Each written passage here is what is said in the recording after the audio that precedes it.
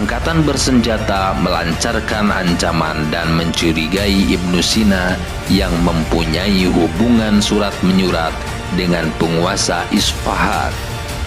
Akhirnya, ia bergegas pergi ke Isfahan dan diterima dengan hangat oleh penguasa di sana, Alauddaulah. Ibnu Sina menikmati beberapa kelonggaran di Isfahan dan meneruskan tugasnya melengkapi karya-karyanya yang kemudian abadi. Banyak bepergian dan menghabiskan tenaga pada keasikan politik dan intelektual membuat kesehatannya menurun. Ia menderita sakit perut dan berusaha mengatasi penyakitnya itu mungkin dengan cara terlalu berlebihan, sehingga menimbulkan komplikasi pada ususnya. Di Hamadan, ia terbaring lunglai dan sadar bahwa akhir hayatnya sudah dekat. Ia membersihkan dirinya, bertobat, dan membaca kitab suci Al-Quran sampai ajalnya tiba. Wafatlah sudah pemikir terbesar abad pertengahan itu dalam usia 57 tahun pada 1037 Masehi, menjadi korban penyakit yang justru merupakan spesialisasinya. Makamnya di Hamadan banyak dikunjungi para peziarah dan pengagumnya. Dia seorang manusia karir, dan kehidupannya merupakan perjuangan yang bisa diteladani masyarakat awam.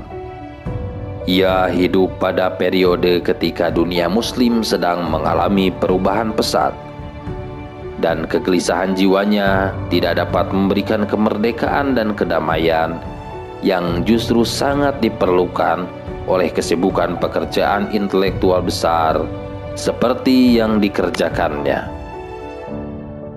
Adalah sesuatu yang luar biasa pada kejeniusannya, bahwa dalam kondisi yang terganggu dan pikiran kacau, ia masih mampu melengkapi sejumlah karya monumental di berbagai disiplin ilmu pengetahuan.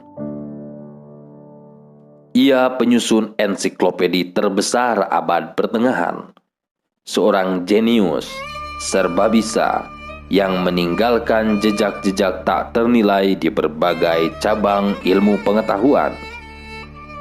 Karyanya meliputi logika, kedokteran, filsafat, matematika, astrologi, teologi, etika, politik, mistik, tafsir, kesusastraan, dan musik.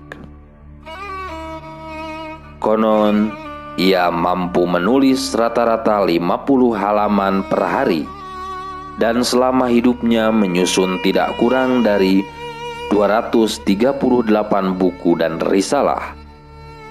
Karya-karya tulisnya dikerjakan di Bukhara pada usia 21 tahun. Kemudian dilanjutkan di Gorgan, Roy, Hamadan, dan Isfahan. Walaupun secara politis ia mulai terganggu dan lingkungannya tak lagi nyaman. Selama 13 tahun akhir hayatnya di Hamadan dan Isfahan merupakan periode aktivitas intelektualnya yang terbesar, tempat dia menyelesaikan hampir semua karya raksasanya. Karya utamanya di bidang filsafat, Asy-Syifa dan An-Najat, ditulis di sana.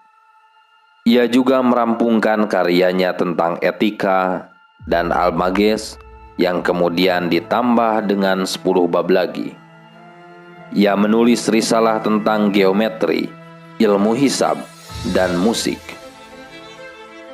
Ia mengemukakan beberapa hal baru dalam ilmu hisab dan menyangkal sejumlah teori yang dibuat Euclid. Ia menulis 2 buku tentang zoologi dan botani selama perjalanan ke Sofur Khawas bersama pelindungnya Alauddaulah. Ibnu Sina dianggap sebagai bapak ilmu geologi. mengingat bukunya yang tak ternilai perihal gunung, yang menjelaskan hal ihwal kerak bumi dan menguraikan penyebab gempa secara ilmiah. Sumbangannya yang utama adalah di bidang pengobatan dan filsafat. Dia menulis paling tidak 8 risalah ilmu kedokteran lengkap yang menempati kedudukan terkemuka dalam sejarah ilmu kedokteran abad pertengahan. Salah satu risalah itu membicarakan penyakit usus yang merupakan spesialisasinya. Risalah lain membuat bab tentang kemungkinan gejala fisik yang luar biasa. Tradisi kedokteran Galen, Hippocrates, Aristoteles, Zakaria Rozi, dan Al-Majusi mencapai puncaknya dalam kanon karya Ibnu Sina. Karya raksasanya Al-Qanun fit Tib, terkenal dalam bahasa Latin sebagai kanon, merupakan puncak dan mahakarya sistematisasi Arab. Ensiklopedi kedokteran ini ditulis dalam 5 jilid, memuat 760 obat-obatan, di samping kedokteran umum, obat-obatan sederhana, dan penyakit-penyakit yang mempengaruhi semua bagian badan dari kepala sampai ke kaki.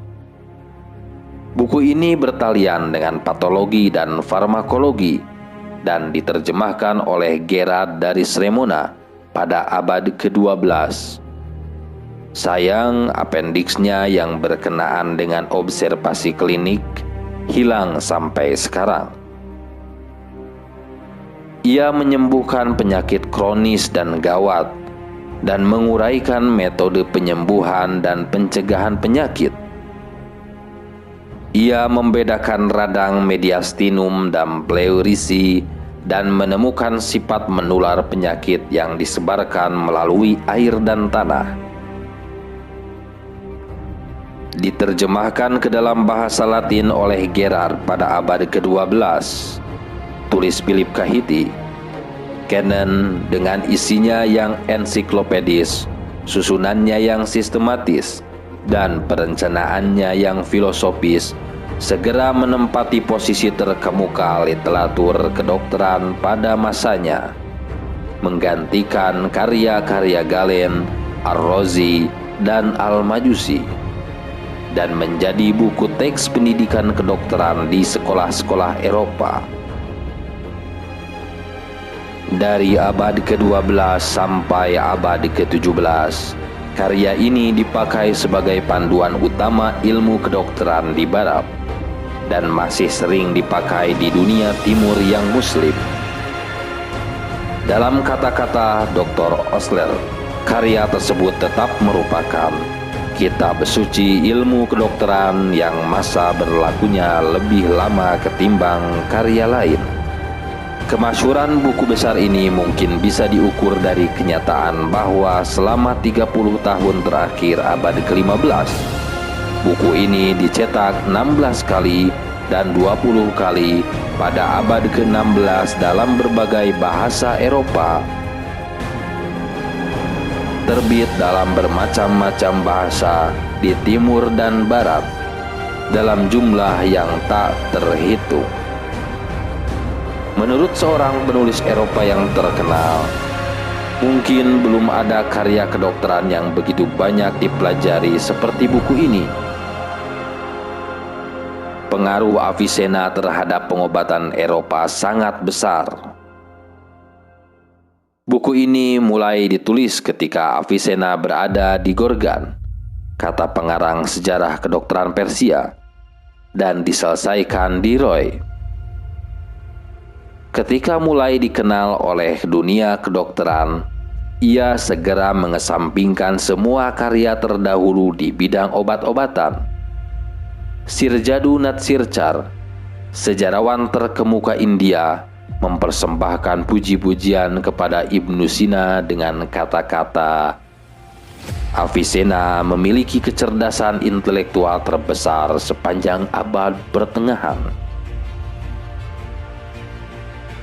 Avicenna bertanggung jawab bagi terangkatnya ilmu kedokteran Islam sampai ke titik puncak, dan potret dirinya bersama Ar-Razi tetap menghiasi Balai Agung Fakultas Kedokteran Universitas Paris.